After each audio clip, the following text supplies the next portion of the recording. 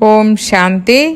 October 24వ తారీఖు 2023 ప్రాతఃమురళి.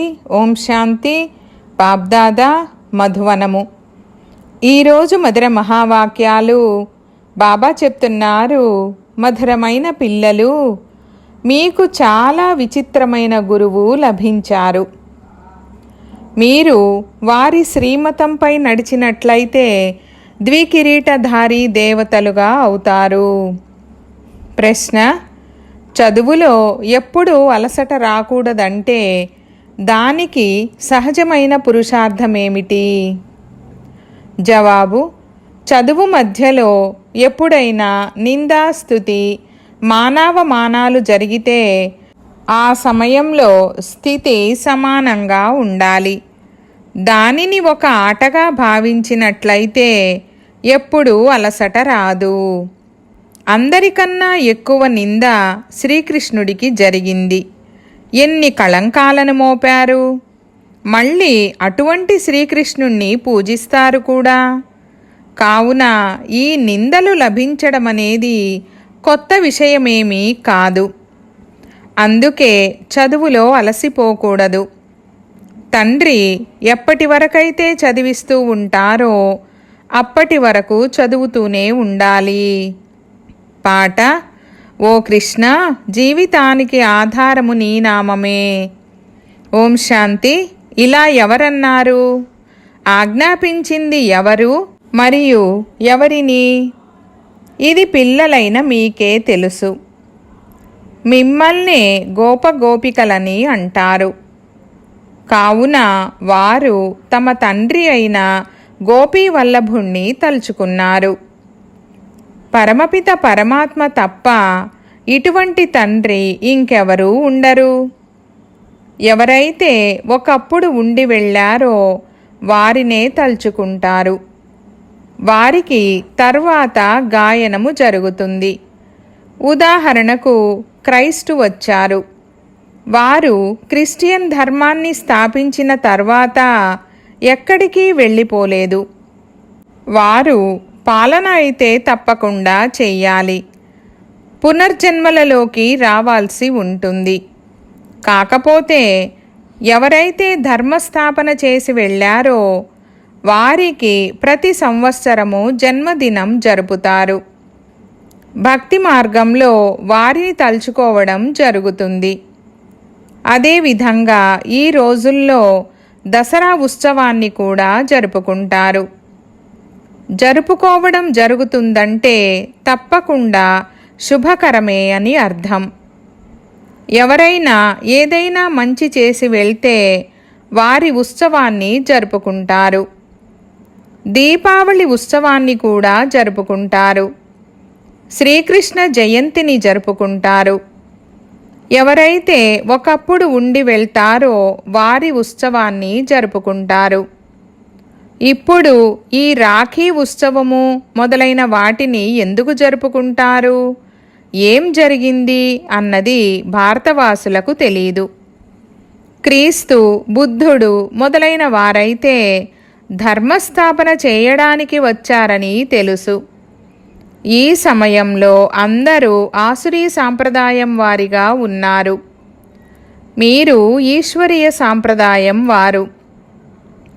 ఇప్పుడు తండ్రి అయిన రాముడు వచ్చి దైవీ శ్రేష్టాచారులుగా తయారు చేస్తున్నారని చెప్పవచ్చు. లేదా పరమపిత వచ్చి స్వర్గం యొక్క ప్రారంభోత్సవాన్ని చేస్తున్నారని, అనగా పునాదిని వేస్తున్నారని కూడా అనవచ్చు. ఓపెనింగ్ సెరెమనీ అని కూడా అనవచ్చు. భారత్లో శ్రేష్టాచారులైన మహారాజులు, మహారాణులు ఒకప్పుడు ఉండి వెళ్ళారు. సత్యయుగ దేవీ దేవతలు ద్వికిరీటధారులుగా ఉండేవారు. పవిత్రతా కిరీటము కూడా ఉండేది మరియు రత్నజడితమైన కిరీటము కూడా ఉండేది. వికారీ రాజులకు కేవలం రత్నజడితమైన కిరీటము ఉంటుంది.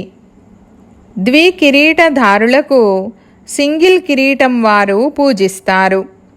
కానీ వారు ఎప్పుడు ఉండి వెళ్ళారు, ఎలా రాజ్యాన్ని పొందారు ఇది ఎవరికీ తెలీదు.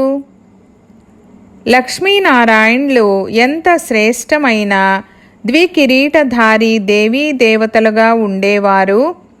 వారిని ఆ విధంగా శ్రేష్టంగా తయారు చేసేవారెవరు? ఇది తండ్రి కూర్చొని అర్థం చేయిస్తారు.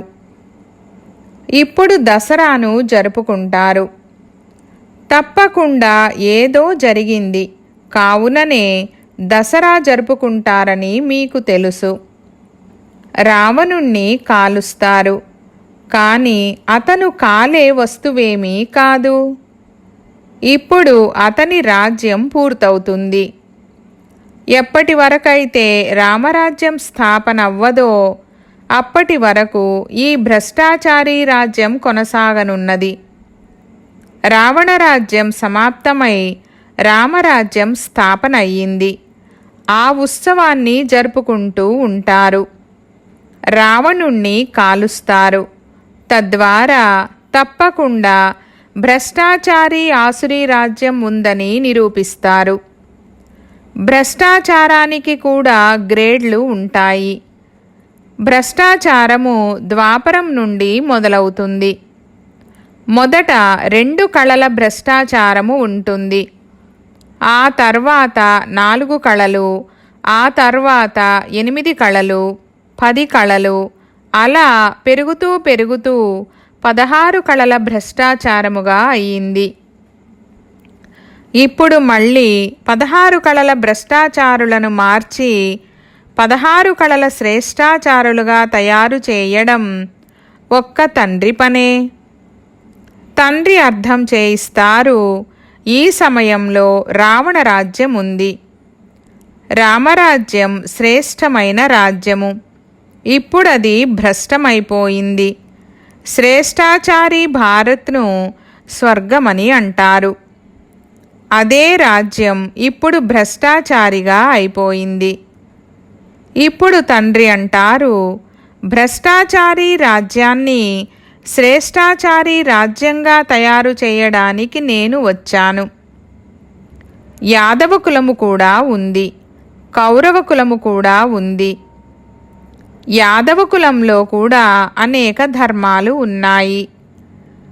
ఎవరైతే శ్రేష్టాచారి దైవీ ధర్మానికి చెందిన వారిగా ఉండేవారో వారు ధర్మభ్రష్టులుగా కర్మభ్రష్టులుగా అయిపోయారు. మళ్ళీ తండ్రి శ్రేష్ట కర్మలను నేర్పిస్తారు. భక్తి మార్గంలో ఉత్సవాలను జరుపుకుంటూ వచ్చారు. తప్పకుండా భగవంతుడు వచ్చారు. ఇది 5000 సంవత్సరాల నాటి విషయము. తండ్రి వచ్చి భ్రష్టాచారులను శ్రేష్టాచారులుగా తయారు చేశారు. మొత్తం ప్రపంచమంతటినీ శ్రేష్టాచారిగా తయారు చేయడం తండ్రి పనే. తర్వాత ఆ ప్రపంచాన్ని పాలన చేయడానికి మిమ్మల్ని పైనుండి పంపిస్తారు. మీరు ఏ దైవీ ధర్మాన్నైతే స్థాపన చేశారో వెళ్ళి దానిని పాలన చేయండని పంపిస్తారు. అలాగని ఎవరూ ఈ విధంగా చెప్పరు. ఆటోమేటిక్గా డ్రామానుసారంగా ఇలా జరుగుతుంది. మీరు శ్రేష్టాచారులుగా అవుతారు. అప్పుడు సృష్టి కూడా సతోప్రధానంగా శ్రేష్టాచారిగా అవుతుంది. ఇప్పుడైతే పంచతత్వాలు కూడా తమోప్రధానంగా ఉన్నాయి. ఎంతగా అతలాకుతలమవుతూ ఉంటుంది. మనుషులు ఎంత దుఃఖితులుగా అవుతారు. కోట్లల్లో నష్టం జరుగుతుంది. సత్యయుగంలో ఈ ఆపదలేవి ఉండవు. ఆపదలు నరకంలో ఉంటాయి. ఆపదలు కూడా మొదట 2 కళలవి ఉండేవి. ఇప్పుడు 16 కళలవిగా అయిపోయాయి. ఇవన్నీ విస్తారంగా అర్థం చేయించవలసిన విషయాలు మరియు ఎంతో సహజమైనవి. కానీ అర్థం చేసుకోరు. అలాగే అర్థం చేయించలేరు కూడా. ఈ రావణుణ్ణి కాల్చడం ద్వాపరం నుండి మొదలవుతుంది. అంతేకాని 5000 సంవత్సరాల నుండని ఏమైనా అంటారా? భక్తి మార్గం ప్రారంభమైనప్పుడు ఈ ఆపదలు కూడా ప్రారంభమవుతాయి. ఇప్పుడు మళ్ళీ రావణ రాజ్యం యొక్క వినాశనము, రామరాజ్యం యొక్క స్థాపన ఎలా జరుగుతుందనేది మీకు తెలుసు. రావణుడంటే ఏమిటనేది మనుషులకు తెలీదు. తండ్రి అంటారు, లంక అంటూ ఏమీ లేదు. సత్యయుగంలో లంక ఉండదు. చాలా కొద్ది మంది మనుషులు ఉంటారు. యమునా నది తీరము ఉంటుంది. అజ్మీర్లో వైకుంఠం యొక్క మోడల్ని కూడా చూపిస్తారు. కానీ అర్థం చేసుకోరు. బంగారు మహళ్ళు మొదలైనవి తయారు చేయడానికి అక్కడ పెద్ద సమయమేమీ పట్టదు. మిషన్లపై వెంటనే కరిగించి టైల్స్ తయారు చేస్తారు. ఈ సైన్స్ ఏదైతే ఉందో, దేని ద్వారానైతే వినాశనం జరుగుతుందో అదే మళ్ళీ మీకు అక్కడ ఉపయోగపడుతుందని పిల్లలైన మీకు తెలుసు. ఇప్పుడు ఈ ఏరోప్లేన్లు మొదలైన వాటిని సంతోషం కోసం తయారు చేస్తారు.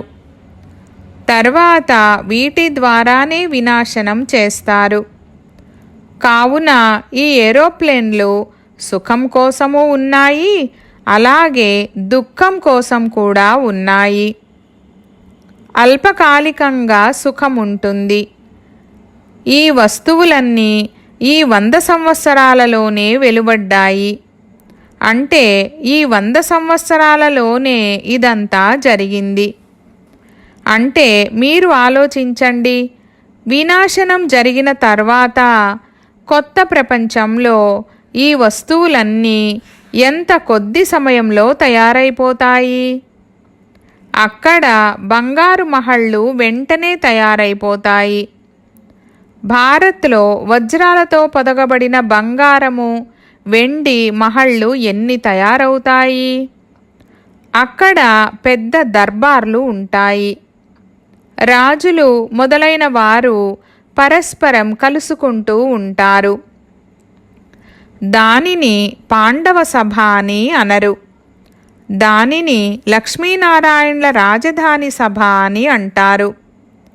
రాకుమారులు రాకుమారీలు అందరూ వచ్చి కూర్చుంటారు.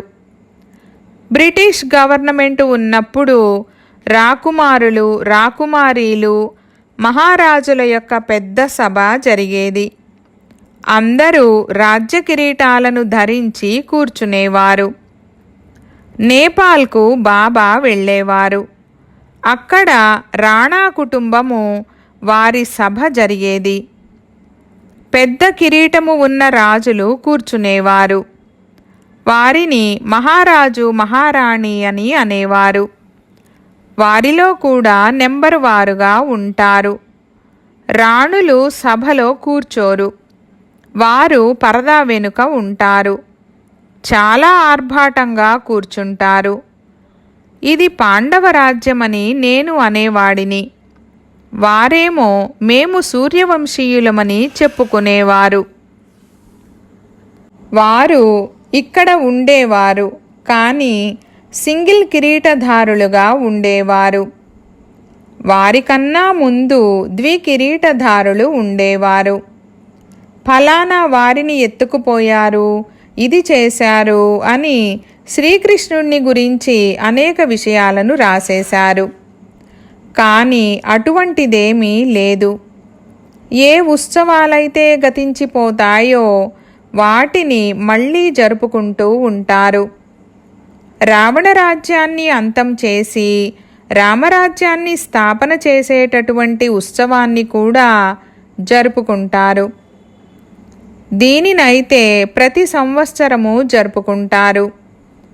దీన్ని బట్టి ఆసురీ రావణ రాజ్యము 5000 సంవత్సరాల క్రితం కూడా ఉండేదని నిరూపించబడుతుంది.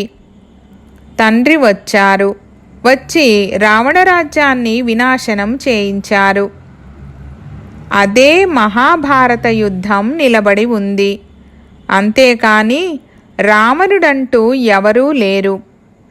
రావణుడి పత్నిగా మండోదరిని చూపిస్తారు, కానీ ఆమెకు 10 తలలను చూపించరు. రావణునికి 10 తలలను చూపిస్తారు. విష్ణువుకు 4 భుజాలను చూపిస్తారు. 2 లక్ష్మివి, 2 నారాయణుడివి. అలాగే రావణుడికి 10 తలలను చూపిస్తారు. అందులో 5 వికారాలు అతనివి, 5 వికారాలు మండోదరివి. విష్ణు చతుర్భుజుణ్ణి కూడా అర్ధసహితంగా చూపించారు. పూజ కూడా మహాలక్ష్మికే చేస్తారు. మహాలక్ష్మిని ఎప్పుడూ 2 భుజాలు కలవారిగా చూపించరు. దీపావళి నాడు లక్ష్మినే ఆహ్వానిస్తారు. అలా ఎందుకు? నారాయణుడు ఏం పాపం చేశారు? లక్ష్మికి కూడా నారాయణుడే ధనాన్ని ఇస్తూ ఉండవచ్చు కదా. ఆమె అర్ధ భాగస్వామి. మరి నారాయణుడు ఏం పాపం చేశారు? వాస్తవానికి ధనమేమీ లక్ష్మి నుండి లభించదు. ధనము జగదాంబ నుండి లభిస్తుంది. జగదాంబయే మళ్ళీ లక్ష్మిగా అవుతారని మీకు తెలుసు. కావున వారిద్దరిని వేరు చేసేశారు. జగదాంబను ప్రతీదీ అడుగుతారు. ఏదైనా దుఃఖం కలిగినా, కొడుకు మరణించినా జగదాంబను రక్షించండి, కొడుకును ఇవ్వండి, ఈ అనారోగ్యాన్ని దూరం చేయండని కోరుకుంటారు.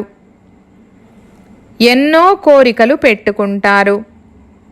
లక్ష్మీ వద్దకు ఒక్క ధనం యొక్క కోరికను మాత్రమే పెట్టుకొని వెళ్తారు. అంతే. జగదాంబ సర్వకామనలను పూర్తి చేసేవారు. ఆమె ధనవంతులుగా చేస్తారు. ఈ సమయంలో మీ కామనలన్నీ పూర్తవుతాయి. ఇక్కడ ధనమేమీ ఇవ్వరు, కేవలం చదివిస్తారు. తద్వారా మీరు ఎలా ఉన్నవారు ఎలా అవుతారు? మళ్ళీ లక్ష్మిగా అయినప్పుడు ధనవంతులుగా అవుతారు. ఈ సమయంలో శక్తి మీలో ఉంది. దీని ద్వారా మీరు అన్ని కామనలను పూర్తి చేయగలుగుతారు. జగదాంబ దానాన్ని ఇస్తారు. లక్ష్మి ఏమైనా దానాన్ని ఇస్తారా? అక్కడ దానము ఇవ్వరు. ఆకలి ఉండనే ఉండదు. పేదవారు ఎవరూ ఉండరు. సత్యయుగంలో రావణుడు ఉండడు. ఇక్కడ రావణుణ్ణి కాలుస్తారు. దసరా తర్వాత మళ్ళీ దీపావళిని జరుపుకుంటారు. సంతోషాలను జరుపుకుంటారు. ఎందుకంటే రావణరాజ్యం వినాశనమై రామరాజ్యం స్థాపన అయితే సంతోషం కలుగుతుంది. ఇంటింటిలోనూ ప్రకాశము వస్తుంది. మీ ఆత్మలోకి ప్రకాశము వస్తుంది. ఏదైతే సంగమయుగంలో ఉంటుందో అది సత్యయుగంలో ఉండదు. మీరు త్రికాలదర్శులు. అక్కడైతే మీరు ప్రారబ్ధాన్ని అనుభవిస్తారు. ఈ జ్ఞానమంతటిని మర్చిపోతారు. సంగమంలో స్థాపన మరియు వినాశనము జరుగుతాయి. స్థాపన జరిగిందంటే ఇక అంతే. ఈ ఉత్సవాలు మొదలైన వాటి జ్ఞానం మీకే ఉంది. అజ్ఞాని మనుషులు ఏమీ అర్థం చేసుకోరు. చాలా వ్యర్థ విస్తారాలు చేస్తారు, కానీ ఏమీ లేదు. మీరు ప్రాక్టికల్గా చూస్తున్నారు. సత్యయుగంలో ఈ విషయాలేవీ ఉండవు. నారదుని విషయం కూడా శాస్త్రాలలో ఉంది. మిమ్మల్ని కూడా అడగడం జరుగుతుంది. మీరంటారు, బాబా మేము లక్ష్మిని వరిస్తాము, లేక నారాయణుణ్ణి వరిస్తాము. అప్పుడు తండ్రి అంటారు, మీలో మీరు చూసుకోండి, ఏ వికారాలు లేవు కదా. ఒకవేళ క్రోధము మొదలైనవి ఉన్నట్లయితే ఎలా వరించగలరు? అయితే ఇప్పుడింకా ఎవరూ సంపూర్ణంగా అవ్వలేదు, కానీ అలా అవ్వాలి. ఈ భూతాలను పారద్రోలాలి. అప్పుడే అంతటి పదవిని పొందగలరు. గురువు కూడా చాలా విచిత్రమైన వారు లభించారు. తండ్రి అయితే సర్వగుణ సంపన్నుడు, జ్ఞానసాగరుడు, ఆనందసాగరుడు. కావున ఎవరైతే వచ్చి పిల్లలుగా అవుతారో వారిని కూడా సర్వగుణ సంపన్నులుగా, ద్వికిరీటధారి దేవతలుగా తయారు చేస్తారు. తప్పకుండా మీరు అలా తయారవుతున్నారు. దేవతలకు 2 కిరీటాలు ఉంటాయి.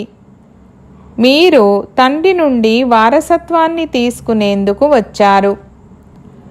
వారసత్వాన్ని తీసుకోవాలి, చదువుకోవాలి. పాయింట్లయితే ఎన్నో వెలువడుతూ ఉంటాయి.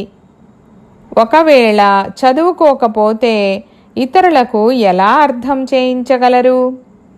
డ్రామా యథావిధిగా రిపీట్ అవుతుంది. ఈ జ్ఞానాన్ని ఇప్పుడు మీరు అర్థం చేసుకుంటారు. ఆ తర్వాత ఇది మాయమైపోతుంది. ఈ లంక మొదలైనవి ఏవైతే చూపిస్తారో అవి కూడా లేవు. రావణుడి జన్మ ఎప్పుడు జరిగింది? ద్వాపరములో దేవతలు వామమార్గంలోకి వెళ్ళినప్పటి నుండి వికారులుగా అవ్వడం మొదలు పెడతారని రాయబడి ఉంది.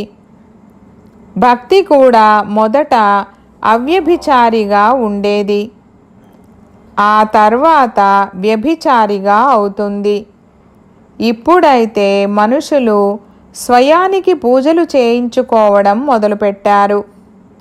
తండ్రి అంటారు, నేను భ్రష్టాచారి ప్రపంచ వినాశనాన్ని మరియు శ్రేష్టాచారి ప్రపంచ స్థాపనను చేయడానికి వచ్చాను.